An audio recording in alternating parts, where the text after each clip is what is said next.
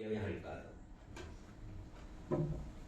결론으로 얘기하면 우리가 하나님 앞에 주님 앞에 긍휼히 여김을 받았기 때문에 여러분들이 받은 거 갚아야 돼. 이제 다른 사람을 긍휼히 여기셔야 합니다.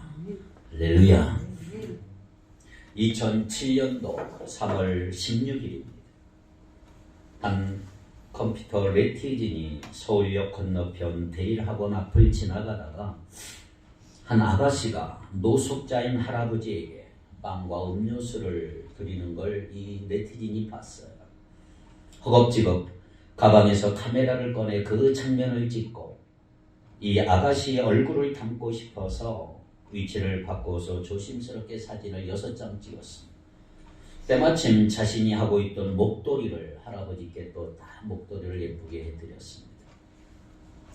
이 사진을 공개한 사람은 밝은 웃음을 가진 그녀의 아름다운 모습을 통해서 우리 사회가 여전히 따스하다는 것을 느꼈다고 적었습니다. 여러분들이 지금 사진을 보면서 6가지 사진이 되어 있죠. 한 카트 한 카트. 이 사진을 본 네티즌들은 이 여성을 별명을 하나 지어줬습니다. 서울역 목도리녀. 목도리를 할아버지에게 했다 그래서 서울역에 있는 목도리녀 찬사를 보냈습니다. 천사의 심성을 지닌 예쁜 아가씨, 각박한 세상에 아직도 저런 아리따운 아가씨의 마음처럼 모두가 훈훈하기를 바랍니다 라고 글을 올리면서 이 사진을 올리고 7번째 마지막 사진, 숨어있던 여인을 찾았어요. 24살, 그 당시 24살 홍익대 경영학과 4학년 김지은 양으로 밝혀졌지요. 우리 주변에는 이렇게 알게 모르게 어려운 이웃들의 아픔을 돕는 따뜻한 손길들이 의외로 많이 있습니다. 이런 이들의 사랑의 실천으로 각박하게만 보이는 세상을 보다 살맛나게 만들어가고 있는 것입니다. 마태복음 5장 16절에 보면 예수님이 이렇게 말씀하셨어요. 이같이 너희 빛을 사람 앞에 비치게 하여. 한번 읽어볼까요? 마태복음 5장 16절입니다. 시작. 이같이 너희 빛을 사람 앞에 비치게 하여 그들로 너희 착한 행실을 보고 하늘 계신 너희 아버지께 영광을 돌리게 하라. 아멘. 너희 착한 행실을 보고, 착한 행실을 많이 해야 되겠죠. 결국은 하늘에 계신 아버지께 영광을 돌리게 하라. 예수님이 복음을 전하고 계셨던 그 당시 유대나라 사람들은 마음이 강팍했어요. 자신들이 하나님의 거룩한 백성이라고 하는 교만함을 가지고 있었지만 그들 역시 율법을 지킨다는 구실을 내걸고는 남을 불쌍히 여길 줄 몰랐던 아주 마음이 강팍했던 사람들이었습니다. 심지어 안식일날 사람이 죽어가는데도 불구하고 안식일에 일하면 안 된다는 이유를 들어서 그들을 돕지 않았어요. 얼마나 매정한 사람들입니까? 늙으신 부모를 마음대로 학대해도 내가 성전에 가서 헌금만 두둑하게 내면 사람으로 대우를 받는 세상이 그 당시 얼마나 비정한 세상입니다. 내가 애를 낳았다가 마음에 들지 않는다면 내다 버리는 것을 예사로 생각하는 사회, 얼마나 차갑고 잔인한 세상이었는가를 알 수가 있습니다. 이런 사회적인 배경을 잘 염두에 두시고 우리 예수님께서는 갈릴리파가 시원하게 내려다 보이는 산 위에서 많은 무리들을 향해서 이렇게 선포하고 있습니다. 긍휼히 여기는 자는 복이 있나니 그들이 긍휼히 여김을 받을 것입니다. 너희들은 긍휼히 좀 여겨라. 서로 불쌍히 여겨라. 그리하면 행복한 자가 될 것이다. 왜냐하면 하나님이 너희를 불쌍히 여겨주시기 때문이다. 어떻게 보면 돌아가는 세상하고는 정반대 교훈을 하고 있는 것 같이 보여요. 내정하고 냉정한 세상에서는 이를 악물고 정을 억제해야 하고 좀 독하고 표독스럽게 살아야 사람 대접받을 수 있고 살아남을 수 있을 것 같은데 주님은 거꾸로 이렇게 말씀하시는 거예요. 긍휼히 여겨라. 그래야만 행복한 자가 될 수 있다. 긍휼히 여겨라. 그래야만 너희는 하나님의 긍휼을 받을 수가 있다. 이렇게 말씀하고 있는 거예요. 오늘 이 시간 주님이 외치시는 말씀을 통해서 하나님의 음성을 들을 수 있는 시간 되기를 바랍니다. 그리고 우리 모두가 다 왜 긍휼히 여겨야 되는지 다시 한번 깨닫고 그 깨닫는 그 시간 성령께서 우리 마음에 기름을 부어 주심으로 이 세상을 살맛나게 만드는 긍휼을 베푸는 사람으로 변화되는 저와 여러분이 되기를 축복합니다. 자, 그럼 긍휼이란 말은 뭐냐? 요즘 잘 안 쓰는 말인데 긍휼은 사전을 찾아보면 남을 불쌍히 여겨서 돕는 거, 그게 긍휼이라고 나와 있어요. 그렇지만 성경에서 하나님에 대해 사용하는 이 긍휼이라는 말은 그 정도 설명으로는 그 깊은 차원을 다 담을 수 없을 만큼의 심오함을 가지고 있어요. 긍휼이란 뭐냐? 긍휼은 이런 것입니다. 흘러넘치는 사랑을 주체하지 못하시는 하나님께서 한없이 약하고 약한 사람들을 대할 때 보여주시는 태도, 그게 긍휼이란 말이에요. 그래서 이 말은 성경 내용에 따라 여러 가지로 번역이 돼요. 인자라고 번역이 되고 자비라고 번역이 되고 사랑이라고 하고 또 불쌍히 여긴다는 말로 번역이 되고요. 어떤 성경은 민망히 여긴다는 말로 번역이 되기도 해요. 그만큼 폭이 넓고 차원이 심오한 말이라고 할 수가 있어요. 그렇습니다. 긍휼은 뭡니까? 긍휼은 자비로운 마음입니다. 자비로움. 남을 대할 때 강팍한 마음이나 인색한 마음으로 대하는 것이 아니고 불쌍히 여기는 거예요. 불쌍히 여기는. 긍휼은 약한 자의 허물을 보지 않고 그를 품는 거예요. 죄로 인해 고통받는 영혼을 정죄가 아니고 따뜻한 사랑으로 바라보는 게 긍휼이에요. 우리가 형제를 긍휼히 여겨야 하는 것은 우리가 하나님의 긍휼을 받은 자들이기 때문이다 이 말이에요. 여러분, 긍휼은 심판을 이겨요. 긍휼히 여기는 자가 긍휼히 여김을 받을 수가 있는 것입니다. 저는 새벽에 기도여서 기도할 때마다 이렇게 기도해. 하나님, 이 종을 불쌍히 여겨 주시옵소서. 긍휼을 베풀어 주시옵소서. 라틴어로 LAMA라고 해요. LAMA. 한번 따라할까요? LAMA. LAMA가 라틴어로 불쌍히 여겨 주시옵소서. 하나님께서 원하시는 것은 긍휼이에요. 긍휼은 이웃을 향한 사랑. 서로 사랑하는 것이 하나님께 드리는 어떤 재물보다 크고 귀한 거예요. 그렇다면 하나님께서 우리 인간을 대하시는 사랑의 태도가 긍휼이라면 어떤 것을 말하는가? 하나님의 어떤 태도가 긍휼을 말할까요? 이걸 쉽게 설명할 수 있는 좋은 말인데 우리말에 동일시란 말이 있어요. 동일시. 차별을 두지 아니하고 같은 것으로 보는 것, 동일시한다. 어떤 어려움에 처한 어떤 형제 자매가 있다고 해요. 그 형제의 처지에 나를 갖다 놓고 할 수만 있다면 그 형제 입장에서 같이 느끼고 같이 보고 같이 말을 하고 같이 행동하고 그를 도와주려고 하는 이런 일련의 태도와 행위를 가리켜서 동일시하기라고 말합니다. 심리학에서는 감정이입이라고 하는 말로 표현하지만 아무튼 나를 어떤 사람의 입장에 두고 그와 함께 생각하려고 하는 마음의 자세를 동일시한다. 저는 이것이야말로 하나님의 긍휼을 설명할 수 있는 가장 좋은 말이라고 할 수가 있어요. 동일시. 자, 하나님이 우리를 보실 때 어떤 마음을 가질까요? 내가 할 수 있으면 네 처지에서 생각해 보고 싶어. 네가 느끼는 거, 네가 당하는 거, 내가 행동하는 모든 거 내가 같이 해보면서 너를 이해해보고 싶다. 하나님께서 가지고 계신 이런 마음에 바로 긍휼의 마음이다. 이 말이에요.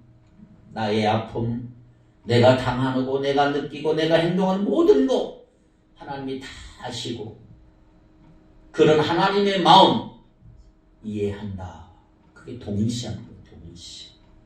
자, 이런 점에서 볼 때 하나님만큼 우리를 완벽하게 긍휼히 여기시는 분이 과연 계실까? 왜냐하면 하나님은 실제로 그렇게 동일시하셨기 때문에 하나님이 사람이 되셔서 이 세상에 오신 분이 누구예요? 예수님이잖아요. 예수님은 사람이 되신 하나님이십니다. 예수님이 하나님으로서 사람이 되셨다 이 말은 신학적으로 성육신이라고 해요. 성육신. 이 성육신을 보면 하나님의 긍휼이 요구하는 모든 조건을 완벽하게 갖추고 있는 것을 볼 수가 있어요.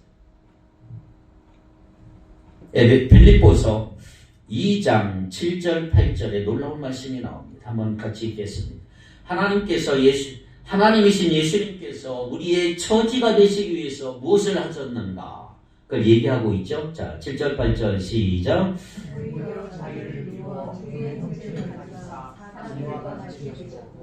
사람의 모양으로 나타나사 자기를 낮추시고 죽기까지 복종하셨으니 곧 십자가에 죽으심이라. 자, 여기서 먼저 자기를 비워. 무슨 말이에요? 하나님으로서의 모든 영광과 특권을 다 포기하셨다 이 말이에요. 그 다음에 사람들과 같이 되셨다. 우리의 모습을 입고 우리의 처지로 내려오셨다 이 말이에요. 예수님이 내려오셔서 그저 옆에서 구경만 하고 있었느냐? 아니죠. 히브리서 4장 15절. 5절이 아니고 15절이에요. 15절 보니까 우리에게 있는 대제사장은 우리의 연약함을 동정하지 못하실 리가 아니오. 모든 일에 우리와 똑같이 시험을 받으신 이로되 죄는 없으시다. 우리와 똑같이 뭘 당했다? 시험을 당했다. 시험만 당하고 예수님 아무것도 안 하셨을까요? 히브리서 2장 18절. 시작. 그가 시험을 받아 고난을 당하셨은즉 시험 받는 자들을 능히 도우실 수 있느니라. 예수님은 시험을 당하면서도 우리를 도우실 수 있었다는 말이에요. 이 네 가지를 한번 보세요. 기가 막힌 동일시의 모습을 알 수가 있잖아요. 하나님 우리를 불쌍히 여기셔서 자기의 영광을 다 포기해버리고 자기를 비웠다 그랬어요. 그리고 우리와 똑같은 모습으로 세상에 오셨어. 우리가 당하는 모든 고통과 시험을 몸소 체험하셨어요.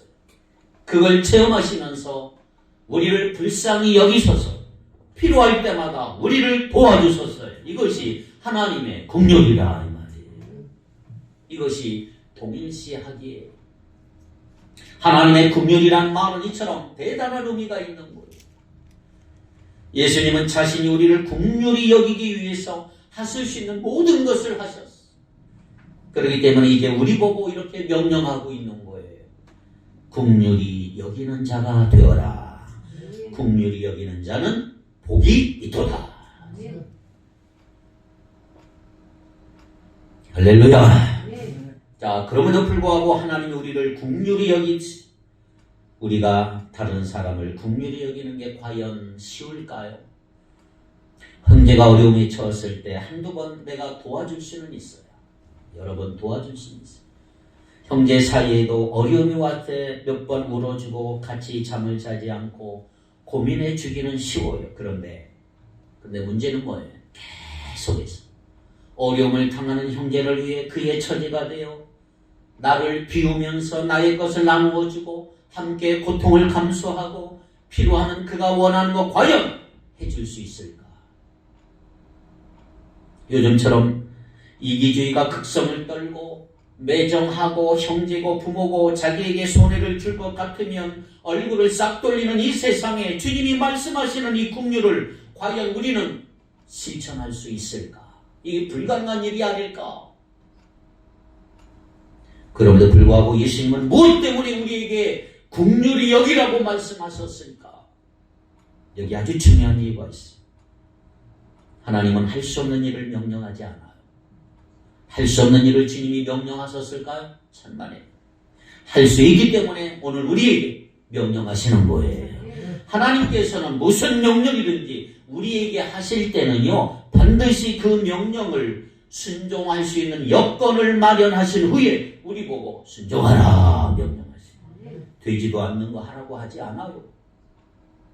그렇습니다. 하나님께서 우리에게 긍휼을 베풀 수 있도록 해주셨다면 그게 뭐예요? 누구든지 자기가 받고 경험한 것은 행동할 수 있어요. 아무리 어려운 것이라도 내가 실제로 경험하고 경험했고 내가 실제로 그것 때문에 엄청난 축복을 받아 누렸다고 한다면 100% 똑같이 못하더라도 비스무리할 수가 있다. 그러나 내가 전혀 경험하지 못한 거 하라고 하면 얼마나 곤란하겠습니까? 내가 받은 거 경험한 사람은 다 하는 거예요. 그렇다면 우리는 하나님의 긍휼을 경험했어요? 안 했어요? 여러분들은 하나님의 긍휼을 다 경험한 적이 있습니다. 우리에게 하나님의 긍휼을 엄청나게 경험하도록 지금까지 은혜를 베풀어 주셨다는 말이에요. 언제 그렇게 하셨어요? 우리를 구원하실 때. 나 같은 죄인 불러서 무조건 값없이 죄 용서하시고 십자가에 피로 씻어주시고 성령으로 인을 쳐주소서. 너는 이제부터 내 자녀야. 나는 네 아버지야. 언제든 대답해주마, 도와주마, 불러라. 약속하시면서 우리를 구원하신 줄 믿습니다. 할렐루야. 그러면 하나님이 이렇게 우리를 구원하신 것은 하나님이 그냥 마음이 내키셔서 해주셨을까요? 아니에요. 하나님 편에서는 엄청난 긍휼을 쏟아 부어 주셨기 때문에 우리를 구원하실 수 있었다 이 말이에요. 에베소서를 볼까요? 2장 4절. 에베소서 2장 4절에 이런 말씀이 있습니다. 시작. 긍휼이 풍성하신 하나님이 우리를 사랑하신 그 큰 사랑을 인하여 긍휼이 넘칠 만큼 흘러 넘칠 만큼 풍성하신 하나님께서 우리를 불쌍히 여기시는 그 긍휼한 마음을 견디지 못하고 무엇 하셨어요? 에베소서 2장 5절 시작. 허물로 죽은 우리를 그리스도와 함께 살리셨고 너희는 은혜로 구원을 받은 것이라. 그러므로 하나님이 나 같은 거 불러서 구원하신 이유가 뭐예요? 너무너무 불쌍해서 가만히 있을 수 없어서 우리를 불러서 구원하신 줄 믿습니다. 이렇게 하여 십자가의 은혜로 우리 가슴에는 하나님의 긍휼이 막 쏟아졌어. 어떤 사람은 이 긍휼을 너무너무 많이 체험하기도 하고 어떤 사람은 체험하지도 못하지만 그런대로 공감하는 그 수준에서 하나님의 긍휼을 이미 여러분들은 맛보았다 이 말이에요. 따라서 우리 안에는 뭐가 있어요? 하나님의 긍휼을 기를 수 있는 큰 샘이 있단 말이에요. 큰 샘. 왜? 우리가 받았기 때문에. 하나님이 우리를 불쌍히 여기시지 않았다면 나 같은 것이 하나님의 눈에 들 수도 없고 하나님께서 과연 자기 아들로 삼아 주셨을까? 그렇습니다. 하나님이 무엇 때문에 나를 이렇게 불쌍히 여기셨는지는 몰라요. 여러분들 하나님이 무엇 때문에 하나님이 구원시켜 주신 건 몰라요. 무엇을 보시고 불쌍히 여기셨는지 성경을 아무리 뒤져봐도 없어요. 비슷한 내용이 하나 있어요. 로마서 9장 15절 16절 하나님 이런 말씀하셨어요. 시작. 모세에게 이르시되 내가 긍휼히 여길 자를 긍휼히 여기고 불쌍히 여길 자를 불쌍히 여기리라 하셨으니 그런즉 원하는 자로 말미암음도 아니요 다른 박질하는 자로 말미암음도 아니요 오직 긍휼히 여기시는 하나님으로 말미암으니라. 할렐루야. 이게 무슨 말이에요? 내가 불쌍히 여길 자를 불쌍히 여겨 내가 긍휼히 여기고 싶은 사람을 긍휼히 여긴다 이 말이에요. 무슨 뜻이냐면 하나님께서 좋다고 하시면 좋은 거예요. 하나님의 마음에 들어서 우리를 불러주셨다 이 말이에요. 내가 다른 박질 한다고 하나님 눈에 든 것도 아니고 하나님 원한다고 하나님 눈에 든 것도 아니란 말이에요. 순전히 하나님께서 좋다고 여기셔서 저와 여러분들을 부른 것이 우리를 불쌍히 여기게 된 동기다 이 말이에요. 하나님 마음이 하나님 뜻이었다 이 말이에요. 내가 잘나서 하나님 불러주신 게 아니라 이 말이에요. 초등학교에 갓 입학한 1학년 아이들이 가장 큰 관심사가 뭘까요? 처음에 학교 가서 예쁜 선생님 담임으로 만나면 애들이 막 흥분하는 거예요. 그 다음에 뭘 할까요? 애들이 선생님 한 번만이라도 자기를 더 봐주기를 원하고 관심 갖기를 원하고 그래서 선생님 앞에 별별 짓 다 합니다. 선생님도 가만히 보니까 어쩌다가 자기 눈에 든 아기가 보이는 거예요. 그러면 그 애를 다른 애보다 약간 다르게 대우해주죠. 심부름 하나 더 시키고 한 번이라도 더 눈길을 주고 한 번이 더 웃어주고 그러면 그 애가 뿅 가는 거예요. 그러면 순진한 다른 아이들은 그저 부럽다는 생각에 입 딱 벌리고 쳐다보는 거지. 다른 이유가 없어요. 그렇게 하면 끝나는 거예요. 잘 벌고 싶은 거예요. 담임선생님이 잘 벌고 알람방. 제가 그래서 1학년 때 제가 선생님 앞에 잘 보이고 싶어서 심부름 어떻게 하면 심부름 시킬까? 어떻게 하면 눈길 한번 더 받을까? 근데 이게 똑같더라고요. 하나님이 나 같은 거 구원해 주신 것도 마찬가지란 말. 이유가 없어. 이유가. 내가 불쌍히 여기고 싶어서 불쌍히 여겼다 이러는 거예요. 내가 긍휼히 여기고 싶어서 긍휼히 여겼다 이거예요. 이렇게 우리가 하나님의 놀라운 긍휼을 입고 구원을 받았고 하나님의 자녀가 된 줄 믿습니다. 한 걸음 더 나가 구원받고 나서 우리는 날마다 하나님의 긍휼을 입지 아니하면 숨도 쉴 수 없는 사람이 되어버렸어요. 하나님, 오늘도 하나님 저를 불쌍히 여겨주십시오. 저 같은 사람이 어떻게 완전하신 하나님을 만족시킬 수 있습니까? 하나님 제발 불쌍히 여겨주십시오. 아무리 목사지만 나 같은 놈이 어떻게 거룩하신 하나님의 마음에 들겠습니까? 내가 오늘 손가락 하나 까딱 안 하고 거룩하게 앉아서 기도만 한다고 해도 나 같은 놈이 어떻게 거룩하신 하나님 마음에 들겠습니까? 제발 불쌍히 여겨주십시오. LAM에 긍휼히 여기십시오. 나를 불쌍히 여겨주십시오. 이것이 오늘 우리의 기도가 되기 바랍니다. 왜? 하나님이 나 같은 거 불쌍히 봐주지 않으면 국물도 없어요. 국물. 세상이 얼마나 악한지 몰라요. 무슨 일을 당할지도 몰라요. 그저 하나님께서 나를 불쌍히 여기셔서 보호하지 아니하면 나는 오늘 내일 안심할 수가 없어. 우리 자녀들 안심할 수가 없어. 그래서 하나님이 쏟아 부어 주셔야 되는 거예요. 내가 오늘 너를 불쌍히 여겼노라. 내가 오늘도 너를 한눈 팔지 않고 쳐다보고 있을 것이다. 감사 주셨기 때문에 오늘까지 저와 여러분들이 살 수가 있었던 거지요.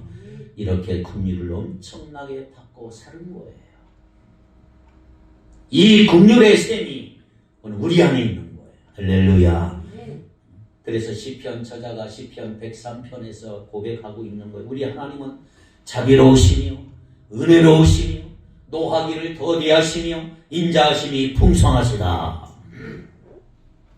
날마다 경책치 아니하시고 항상 노를 품지 아니하시고 우리가 무슨 악을 범한다고 해서 당장 치고 들어오지 아니하시고 그저 참아주시고 기다려주시고 덮어주시고 우리의 모든 죄 사하시고 우리의 모든 병 고치시고 우리의 생명을 파멸해서 구속해 주시고 인자와 긍휼로 관을 씌워주시고 독수리가 올라감 같이 우리의 모든 소원을 만족시켜 주시는 하나님이시다.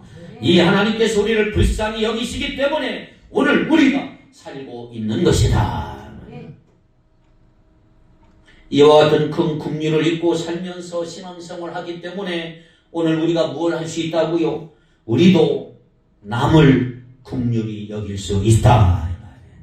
할렐루야. 이 긍휼의 힘을 가지고 다른 사람을 긍휼히 여기기를 바랍니다. 왜? 내가 맛을 봤기 때문에 가능한 것이래. 가능한 것. 주님께 긍휼하심을 입었기 때문에 다른 사람 얼마든지 긍휼히 여길 수가 있는 것이다. 역사에 보면 영국의 토마스 무어 경이라고 하는 사람, 믿음 좋은 귀족이 있었어요. 그런데 이분이 어느 날 무고하게 중상모략을 받고 그만 사형을 당하게 됐어요. 그가 사형 선고를 받는 재판정에서 유명한 말이 역사에 남아요. 재판관이 사형을 언도했어요. 참 억울하게 죽는 거예요. 그때 이 무어경이, 토마스 무어경이 재판관을 보고 이렇게 말해요. 재판관님, 오늘만은 내가 당신을 친구라고 부르게 해주십시오. 허락을 했어요. 친구요, 당신과 나와의 관계는 바울과 스데반의 관계처럼 되기를 원합니다. 바울은 스데반을 미워해서 돌로 쳐 죽인 사람입니다. 그러나 나중에 바울이 예수 믿고 나서 지금 하나님 나라에서 스데반과 가장 가까운 친구로 손잡고 영원히 살고 있습니다. 당신이 나에게 사형을 언도했지만 당신도 예수 믿고 나중에 저 하늘나라에서 나와 함께 손잡고 영원토록 기뻐하고 행복하게 사는 친구가 되기를 바랍니다. 그 말을 듣자 재판관이 충격을 받았어. 아니, 나는 당신에게 사형을 언도하는데 당신은 어찌하여 이렇게 선한 말을 합니까? 물었어요. 그때 토마스 무호경이 유명한 말을 했습니다. 내가 그렇게 할 수 있는 것은 예수님이 나에게 먼저 긍휼을 베풀었기 때문입니다. 그렇습니다. 우리도 할 수 있습니다. 우리는 하나님의 무한한 긍휼을 받았기 때문이에요. 그러면 어떻게 해야 예수님처럼 긍휼히 여기는 자 될 수 있을까요? 예수님께 배우시기 바랍니다. 예수님이 세상에 계실 때 실제로 몇 가지 모범을 보여줬어요. 어떻게 긍휼을 여기셨어요? 자, 첫째로 예수님은 구원받지 못하는 사람을 아주 긍휼히 여기셨어요. 구원받지 못하는 사람. 불쌍히 여기셨어요. 마태복음 9장 36절 한번 읽어볼까요? 시작. 이를 보시고 불쌍히 여기시니 이는 그들이 목자 없는 양과 같이 고생하며 기진합니다. 예수님은 세상에 있는 사람들을 보실 때 그가 잘 살든 못 살든 그가 귀족이든 천민이든 상관하지 않았어. 하나님 없는 세상을 살면 그들을 심히 불쌍히 여겼다. 불쌍히 여겼어. 어느 정도 불쌍히 여겼다고요? 목자가 없어서 어디로 가야 할지 몰라 뿔뿔이 흩어져 헤매 고생하는 양처럼 보셨다. 이것이 예수님의 긍휼이에요. 예수님의 긍휼. 오늘 우리들도 우리 주변에 있는 형제 자매들을 향해서 불쌍히 여기는 마음이 있기를 원합니다. 하나님의 마음을 가지고 그들을 좀 불쌍히 보셔야 합니다. 하나님 없이 사는 사람들, 이 세상에서 출세하면 뭐 할까요? 남보다 앞서서 가면 뭘 할까요? 남보다 건강해서 몇 년 더 살면 무엇 할까요? 맨날 죄만 짓지. 결국 구원받느냐 구원받지 못하느냐가 그 사람의 영원한 운명을 결정할 텐데, 만약에 영원한 운명이 잘못된 길로 가야 되는 사람이라면 얼마나 불쌍하냐 이 말이에요. 전도는 누가 할 수 있을까요? 누가 잘할까요? 하나님의 긍휼을 내 마음에 가지고 주님을 모르는 사람을 볼 때마다 긍휼히 여기는 마음이 있는 자가 이 일을 할 수가 있다는 말이에요. 어거스틴이라는 유명한 교부 성 어거스틴이 이런 말을 했어요. 우리가 영혼이 떠난 육신을 앞에 놓고 불쌍해서 통곡을 한다면 하나님이 떠난 영혼을 놓고 어찌 눈물을 흘리지 않겠는가. 예수님을 떠난 가족들 불쌍히 여기시기를 바랍니다. 예수님을 떠난 친구들 불쌍히 여기시기를 바랍니다. 이것이 주님의 긍휼하심. 또 하나, 우리가 긍휼히 여기기 위해서 예수님께 배울 게 하나 있는데, 예수님은 고통 중에 있는 자들을 특별히 긍휼히 여기셨어요. 병든 자, 장애인들, 세상에 버림받고 천대받은 죄인들, 귀신 들린 자, 이런 사람들을 주님이 얼마나 불쌍히 여기셨는지 몰라요. 마가복음 1장 40절, 41, 42절을 한번 읽어봅니다. 나병 환자가 죽을 고생해서 예수님 앞에 왔어요. 시작. 한 나병 환자가 예수께 와서 물어 뛰어 강구하여 이르되 원하시면 저를 깨끗하게 할 수 있느니라. 예수께서 불쌍히 여기사 손을 내밀어 그에게 계시며 이르시되 내가 원하노니 깨끗함을 받으라 하시니 곧 나병이 그 사람에게서 떠나고 깨끗하여지니라. 아멘. 나병 환자, 옛날에 문둥병자라 그랬죠. 아마 생명 걸고 예수님 앞에 왔을 거예요. 왜냐하면 나오면 돌에 맞아 죽어요. 어떻게 예수님까지 왔어요. 그리고 뭐라고 그랬어요? 선생님이 원하시면 저를 깨끗게 하실 수 있습니다. 얼마나 눈물겨운 하소연입니까? 예수님이 그의 모습을 보시고 이렇게 말씀하셨어요. 불쌍히 여기시고 그의 손을 내밀어 나병 환자 몸에 대시면서 뭐라고 그랬어요? 내가 원하노니 깨끗함을 받으라. 이 말씀을 하시자마자 그 나병 환자가, 눈병 환자가 고침을 받았단 말이에요. 예수님은 마음에 고통당하는 자, 불행한 자 얼마나 불쌍히 여기시는지 몰라요. 몸이 아파하는 자 있나요? 병든 자 있나요? 하나님 앞에 불쌍히 여기시옵소서 기도하고 나가기를 바랍니다. 누가복음 7장 11절 가슴이 뜨거워지는 장면이 하나 나와요. 나인성이라고 하는 작은 동네를 지나가시는데 어느 날 상여가 지나가요. 장례실 행렬 죽은 관이 지나가는 거예요. 오죽 복도 없고 팔자가 사나웠으면 결혼해서 아들 하나 낳고는 남편이 죽었어요. 그 아들 하나가 자기 생명과 같은 존재예요. 혹 불면 날아갈까 할 정도로 정말 날마다 두근거리면서 귀하게 키운 아들인데 20대 초반이 된 그 아들이 어느 날 갑자기 죽었어요. 그러니 과부가 세상 살만 나겠습니까? 예수님께서 장례 행렬 쭉 따라가면서 흐느끼고 있는 그 과부를 보셨어요. 그때 성경은 뭐라고 그랬어요? 주님께서 과부를 보시고 불쌍히 여겼다. 누가복음 7장 13절부터 한번 읽어봅니다. 시작. 주께서 과부를 보시고 불쌍히 여기사 가까이서 그 관에 손을 대시니 매인 자들이 서는지라. 예수께서 이르시되 청년아 내가 너에게 말하노니 일어나라 하시매 죽었던 자가 일어나 앉고 말도 하거늘 예수께서 그를 어머니에게 주시니. 아멘. 과부에게 울지 말라 말씀하신 뒤 관에 손을 얹으시고 청년아 내가 말하노니 일어나라. 일어났단 말에 감동적인 장면이잖아요. 우리 예수님은 세상에서 고통당하고 괴로움을 당하는 많은 사람들 불쌍히 여겼다. 오늘 우리도 그렇게 해야 돼. 불쌍히 여겨야 돼. 우리가 눈높이 조금만 낮추고 주변 사람들을 살펴보면 국류를 애타게 기다리는 사람들이 주변에 너무 많은 걸 알게 돼요. 쌀쌀한 눈 가지고 사람 보지 마시고 예수님처럼 불쌍히 여기는 마음을 가지고 대하는 마음이 있기를 바랍니다. 함께 울고 함께 웃을 수 있는 하나님의 국률의 마음을 가질 수 있기를 축복합니다. 불행하게도 생활에 여유가 조금 생기면 뭐가 조금 생기면 냉랭하게 사람 내리 깔아보고요. 자기 스스로 잘나서 세상 사는 것처럼 교만한 사람들이 오늘날 교회 안에도 많아요.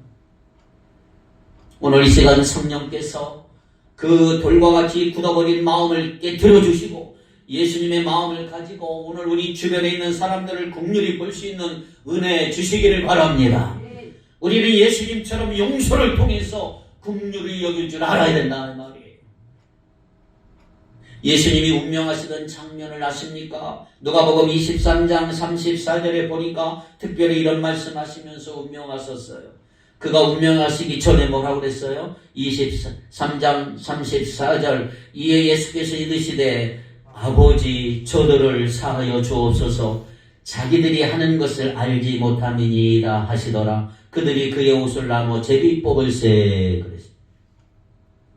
아버지여 저희들을 사하여 주옵소서 자기 하는 것을 저희가 알지 못함이니이다. 이 말이 무슨 말이에요? 하나님 몰라서 저러는 거예요.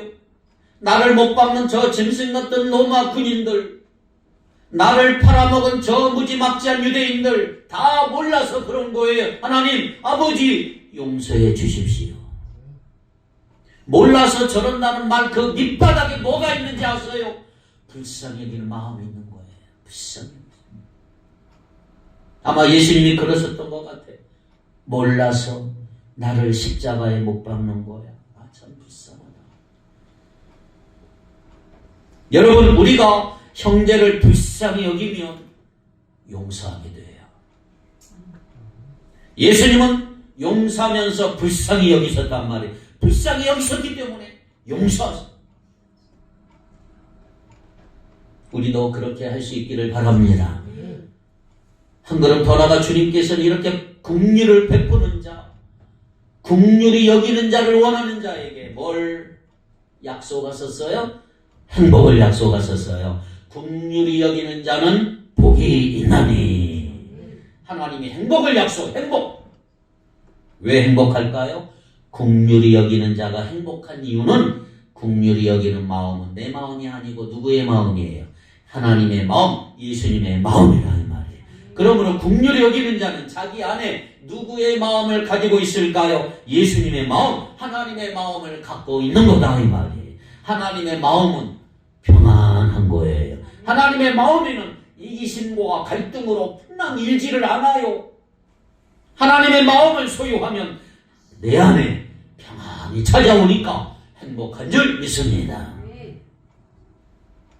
긍휼히 여기는 것은 하나님과 우리를 연합시키고, 긍휼히 여기지 않는 것은 하나님과 우리를 갈라놓는 거예요. 우리가 긍휼히 여기면 하나님과 내가 하나가 되는 거야. 그의 마음이 내 마음이 되는 거예요. 할렐루야. 여러분 긍휼히 여기면 왜 행복한 자가 될 수 있을까요? 그들이 긍휼히 여김을 받을 것이며 계속해서 하나님으로부터 긍휼을 여김을 받는다 이 말이지. 우리가 구원받을 때 값없이 긍휼함을 받았어요. 조건 없이 하나님의 긍휼함을 입은 줄 믿습니다. 그런데요, 이제 중요해요. 구원받은 다음에 우리가 하나님의 긍휼을 입으려면 이건 조건적이에요. 꼭 기억하세요. 너희가 긍휼히 여기면 내가 긍휼히 여긴다. 너희가 용서하면 내가 용서한다 이거예요. 이제 조건적이에요. 구원받기 전에는 무조건적인데 구원시켜 하나님. 그런데 구원받은 이후로 내가 긍휼히 여기면 하나님이 나를 긍휼히 여긴다는 거예요. 누가복음 6장 38절 시작. 너희는 너희에게 줄 것이니 곧 의에어 누르고 흘러 넘치도록 하여 너희에게 안겨주리라. 너희가 헤아리는 그 헤아림도 너희도 헤아림으로 받을 것이니라. 아멘. 잘 보세요. 주라 그리하면 너희에게 줄 것이니. 뭐라 그랬어요? 네가 먼저 주어라. 네가 먼저 불쌍히 여겨라. 네가 먼저 구제해라. 내가 먼저 도와주라. 그러면 내가 너를 도와주리라. 이게 진리란 말이 진리. 주라 그리하면 너에게 줄 것이니 곧 후이 되어 누르고 흔지도록 하여 넘치도록 내가 안겨주리라. 쏟아 부어준다 그랬어요. 하나님 앞에 긍휼을 받고도 남을 긍휼히 여기지 아니하면 그때부터는 하나님도 얼굴을 돌리신다. 마태복음 6장 14절 15절 너희가 사람의 잘못을 용서하면 너희 하늘 아버지께서도 너희 잘못을 용서하려느니와 너희가 사람의 잘못을 용서하지 아니하면 너희 아버지께서도 너희 잘못을 용서하지 아니하시리라. 형제를 용서하지 않으며 하나님도 용서하지 않는다는 거예요. 무엇 때문에? 우리는 이미 하나님의 긍휼함을 입고 구원을 입은 사람이기 때문에 그 다음부터는 하나님의 긍휼함을 입기 위해서는 내가 순종해야 하는 거예요. 그 조건이 충족될 때마다 하나님이 나를 불쌍히 여겨 주신다 이 말이에요. 자, 그러면 이제 정답이 나온 거예요. 오늘부터 긍휼을 실천하기를 바랍니다. 하나님이 우리를 불쌍히 여기실 것입니다.